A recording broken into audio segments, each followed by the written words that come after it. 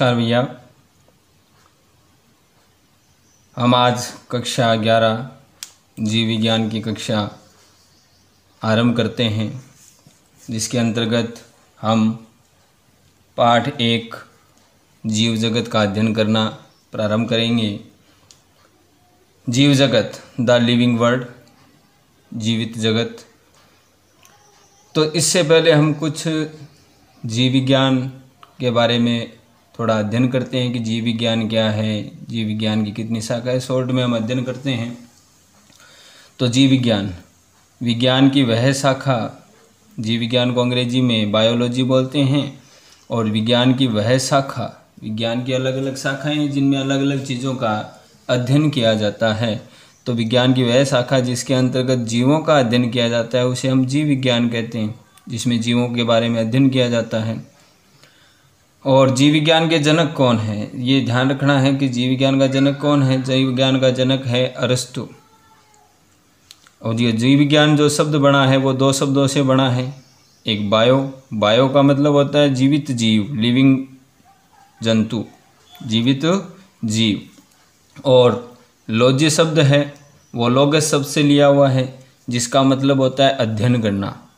तो बायोलॉजी का मतलब हो गया जीवित जीवों का अध्ययन करना।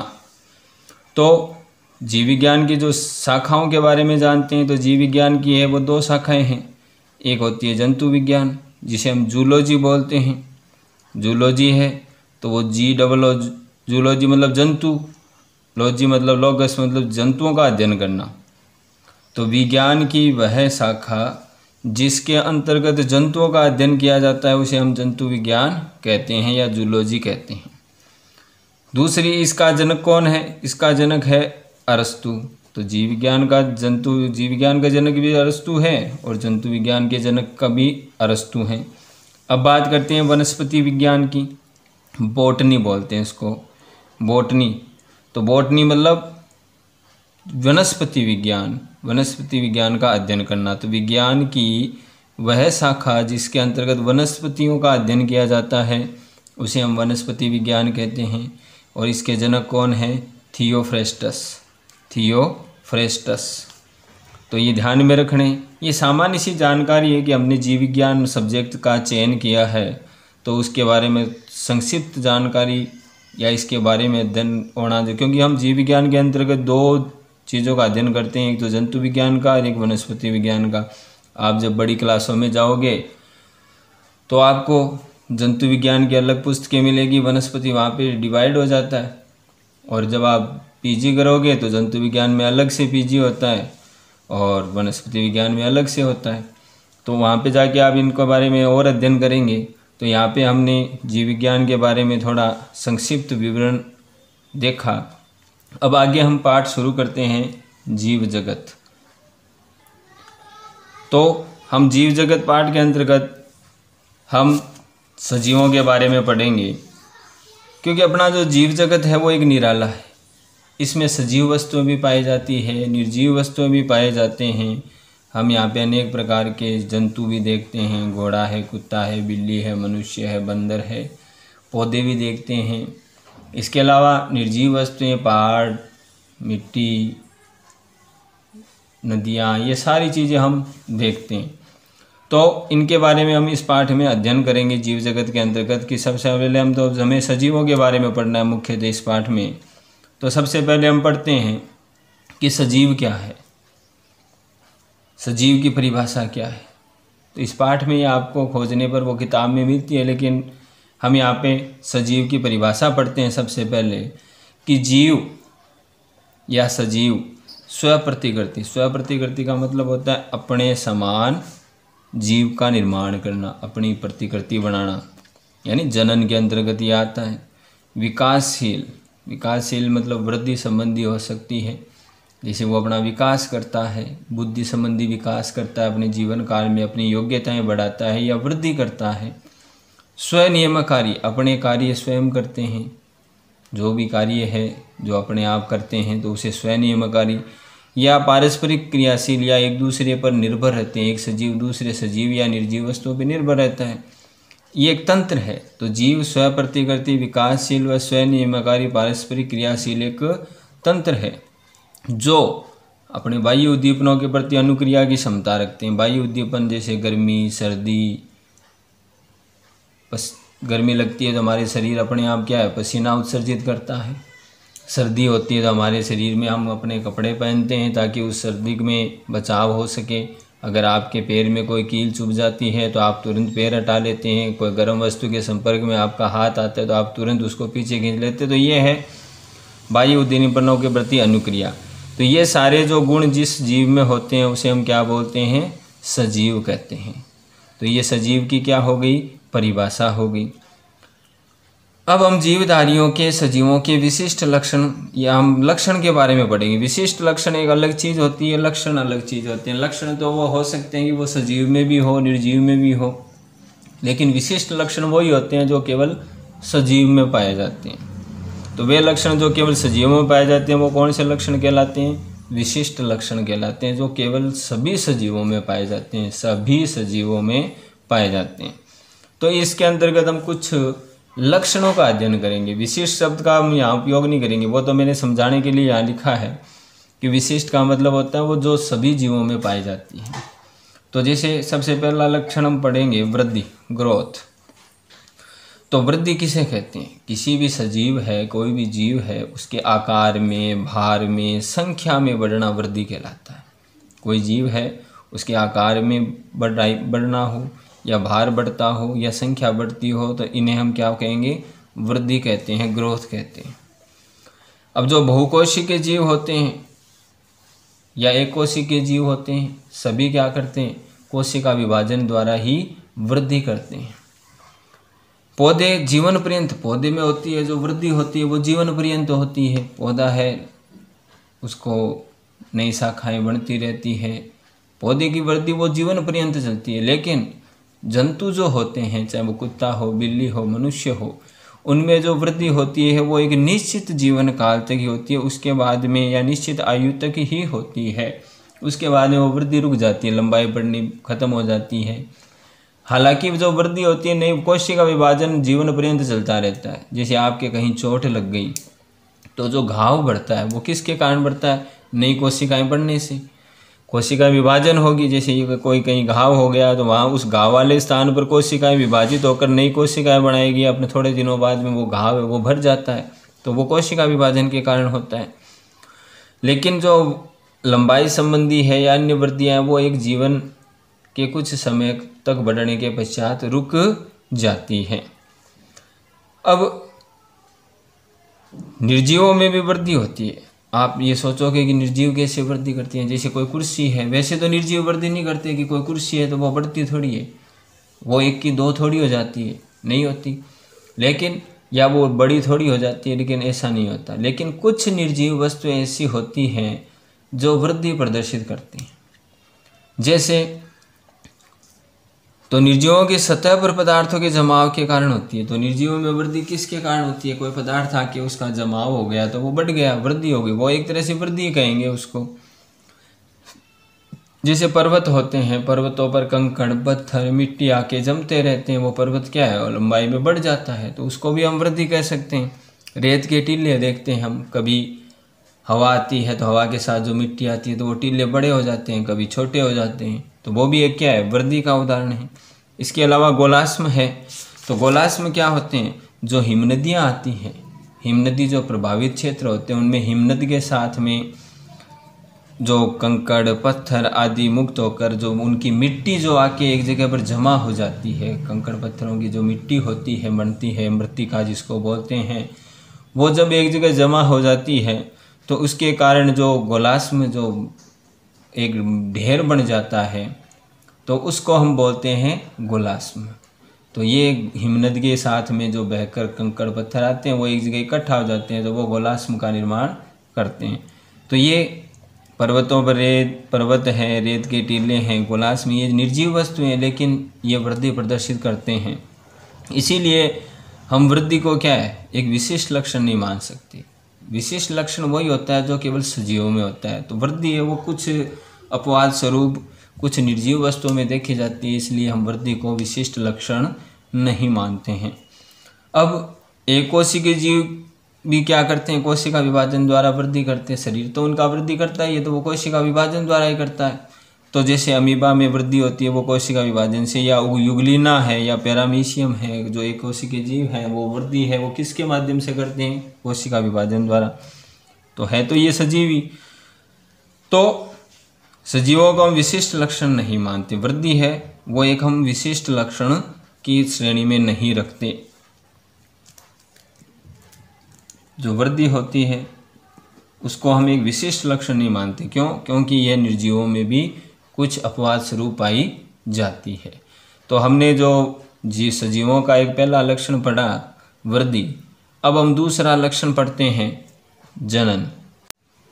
तो जनन किसे कहते हैं? अपने संतान सजीवों द्वारा अपने समान संतान उत्पन्न करना क्या कहलाता है? जनन। सामान्य सी परिभाषा है, अपने समान संतान बनाना वो क्या कहलाता है? जनन। सजीव जनन करते हैं। जैसे जनन होते हैं वो दो प्रकार के होते हैं, एक तो लैंगिक जनन होता है, एक अलैंगिक जनन होता है। लैंगिक जनन किसे कहते हैं? दो विपरीत जनक के माध्यम से संतान उत्पन्न होना क्या कहलाता है? दो विपरीत जनक, जिसमें एक नर होता है और एक मादा होता है। नर से बनते हैं नर युग्मक, मादा से बनते हैं मादा युग्मक, और नर युग्मक और मादा युग्मक जब मिलते हैं तो उससे बनता है युग्मनज, जिसको हम जाइगोट बोलते हैं, और जाइगोट से बनती है संतान। तो लैंगिक जनन में दो जीवों की आवश्यकता, दो विपरीत जीवों की आवश्यकता होती है, जिसमें एक नर चाहिए और एक मादा चाहिए। तो वो तो होता है लैंगिक जनन, जो लगभग कुत्ता, बिल्ली, भैंस, बकरी, मनुष्य इन सभी में पाया जाता है, पेड़ पौधों में भी पाए जाते हैं। दूसरा जो जनन का प्रकार है वो अलैंगिक जनन है, जिसमें एक ही जनक द्वारा जनन होता है। एक ही जनक है वो जनन करता है, जैसे अमीबा है विखंडन द्वारा करता है, फंजाई कवक है वो बीजाणुओं द्वारा करता है। तो अमीबा विखंडन, जैसे ये अमीबा है तो इसका शरीर दो भागों में विभाजित हो गया, तो उससे दो अमीबा बन गए। तो इस प्रकार से ये अपनी संख्या में क्या करता है? वृद्धि करता है। तो अमीबा में द्विखंडन होता है। फंजाई कवक होते हैं, जैसे ये कवक है तो कवक क्या करता है? बीजाणुओं का निर्माण करता है, यानी लाखों बीजाणु बनाता है। एक कवक है वो लाखों बीजाणु बना सकता है, उसमें शरीर में बहुत सारे बीजाणु, तो बीजाणुओं से बनी हुई ये बीजाणु धानी बन जाती है, जिसको क्या बोलते हैं? बीजाणु धानी। तो बीजाणुओं की बीजाणु धानी बन गई। जब ये बीजाणु धानी फटती है तो ये बीजाणु क्या हो जाते हैं? मुक्त हो जाते हैं, और प्रत्येक बीजाणु से एक नया कवक फंजाई का निर्माण हो जाता है। तो इस प्रकार से फंजाई में बीजाणुओं के निर्माण द्वारा जनन होता है। मांस, फंजाई, शैवाल ये विखंडन द्वारा भी करते हैं। जैसे कोई शैवाल है, ये मान लीजिए ये कोई शैवाल है। अब शैवाल जितने भागों में विभाजित हो जाएगा, प्रत्येक भाग विभाजित होकर अलग हो गया, तो प्रत्येक भाग है वो नए शैवाल में परिवर्तित हो जाएगा। तो इस प्रकार से शैवाल जो साइनोबैक्टीरिया है या अन्य जो भी शैवाल है वो विखंडन ये लैंगिक जनन की विधियां हैं। द्विखंडन है, बीजाणु द्वारा है, विखंडन है। तो जैसे शैवाल है, साइनोबैक्टीरिया होता है, जैसे ये एक साइनोबैक्टीरिया जो अनेक भागों में विभाजित हो गया और प्रत्येक भाग से क्या बन गया? एक नया साइनोबैक्टीरिया जो शैवाल है उसका निर्माण हो जाता है। इसके अलावा मुकुलन एक अन्य विधि है लैंगिक जनन की, जिसको हम बोलते हैं मुकुलन। जैसे यीस्ट में, हाइड्रा में, जैसे ये यीस्ट है तो इसके शरीर पर एक संरचना का निर्माण होता है जिसे हम मुकुल बोलते हैं। जिसको क्या बोलते हैं? मुकुल। इसके शरीर पर एक मुकुल के समान एक गोलाकार संरचना का निर्माण होता है, जिसे क्या बोलते हैं? मुकुल। ये मुकुल वृद्धि करता है, इसके शरीर पर ही वृद्धि करता है, और जब ये बड़ा हो जाता है, परिपक्व हो जाता है, तो ये अपने जनक से अलग हो जाते हैं और एक से कितने बन गए? दो यीस्ट बन गए। तो इस विधि को ये अलग हो गया, अलग होने से ये एक अलग यीस्ट बन गया, ये अलग यीस्ट बन गया। ऐसे हाइड्रा में होता है, यह आपने छोटी क्लासों में पढ़ा भी है। तो एक अन्य है प्लेनेरिया। प्लेनेरिया पुनरुद्भवन की क्षमता, ये भी एक विधि है पुनरुद्भवन। जैसे ये प्लेनेरिया है, ये प्लेनेरिया है।